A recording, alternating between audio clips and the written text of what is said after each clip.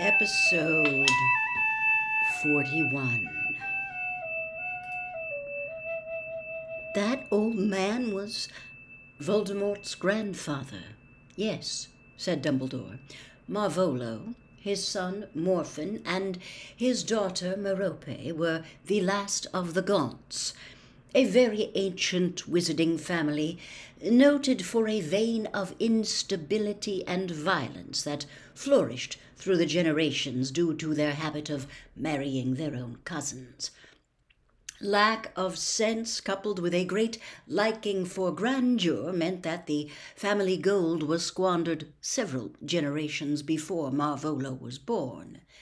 He, as you saw, was left in squalor and poverty, with a very nasty temper, a fantastic amount of arrogance and pride, and a couple of family heirlooms that he treasured just as much as his son, and rather more than his daughter.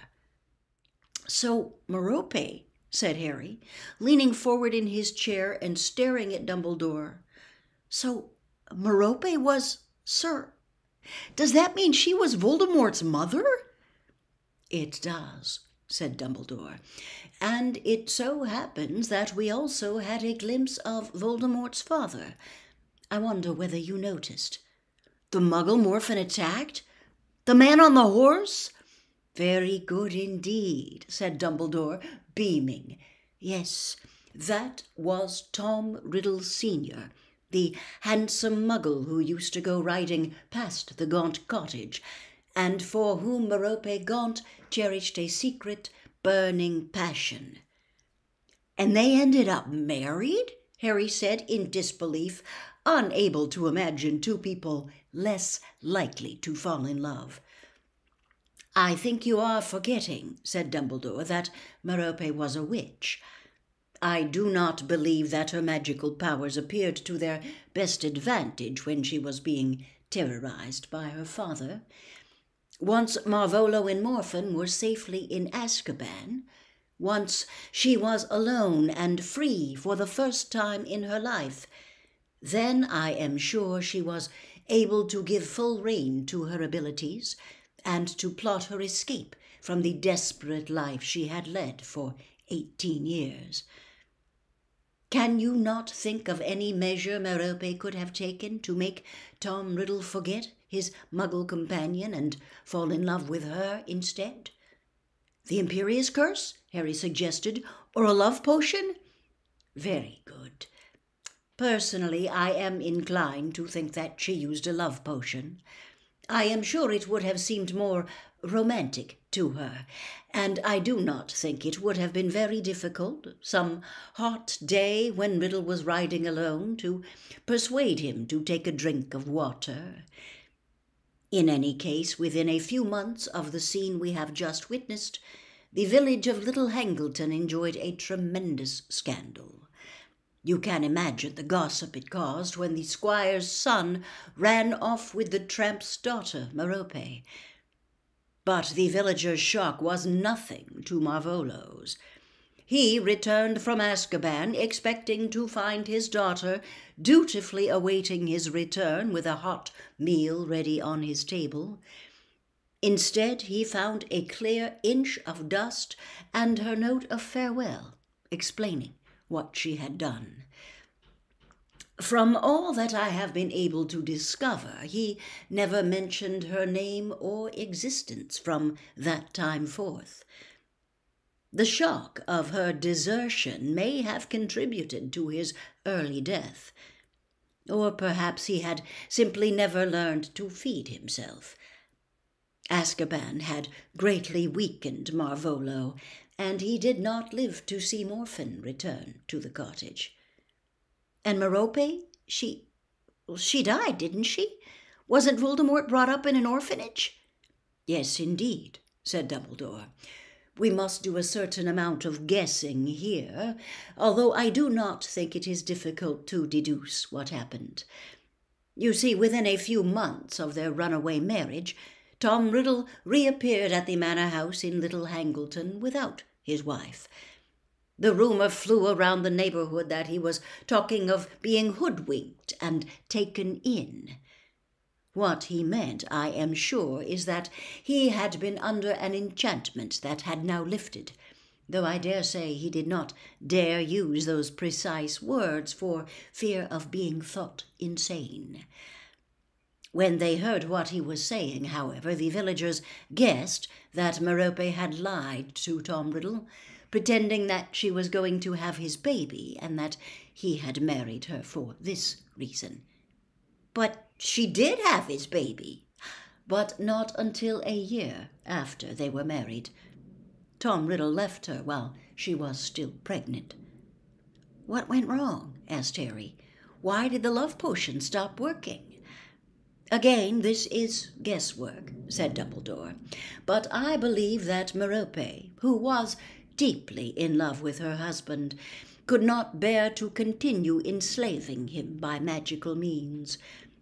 I believe that she made the choice to stop giving him the potion. Perhaps, besotted as she was, she had convinced herself that he would by now have fallen in love with her in return. Perhaps she thought he would stay for the baby's sake. If so, she was wrong on both counts. He left her, never saw her again, and never troubled to discover what became of his son." The sky outside was inky black, and the lamps in Dumbledore's office seemed to glow more brightly than before. "I think that will do for tonight, Harry," said Dumbledore after a moment or two. "Yes, sir," said Harry. He got to his feet, but did not leave. "Sir, is it important to know all this about Voldemort's past?" "Very important, I think," said Dumbledore. "And it's got something to do with the prophecy?" "It has everything to do with the prophecy." "Right," said Harry, a little confused, but reassured all the same. He turned to go, then another question occurred to him, and he turned back again. "Sir, am I allowed to tell Ron and Hermione everything you've told me?"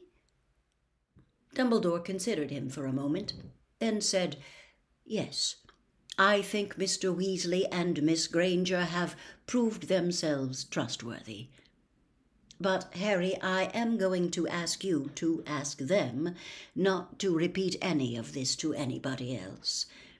It would not be a good idea if word got around how much I know or suspect about Lord Voldemort's secrets." "No, sir. I'll make sure it's just Ron and Hermione. Good night." He turned away again, and was almost at the door when he saw it. Sitting on one of the little spindle-legged tables that supported so many frail-looking silver instruments was an ugly gold ring set with a large, cracked, black stone. "Sir," said Harry, staring at it, "that ring!" "Yes," said Dumbledore. "You were wearing it when we visited Professor Slughorn that night." "So I was," Dumbledore agreed. "But isn't it, sir, isn't it the same ring Marvolo Gaunt showed Ogden?" Dumbledore bowed his head.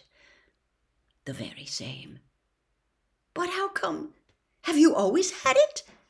"No, I acquired it very recently," said Dumbledore. "A few days before I came to fetch you from your aunt and uncle's, in fact." "That would be around the time you injured your hand, then, sir?" "Around that time, yes, Harry." Harry hesitated. Dumbledore was smiling.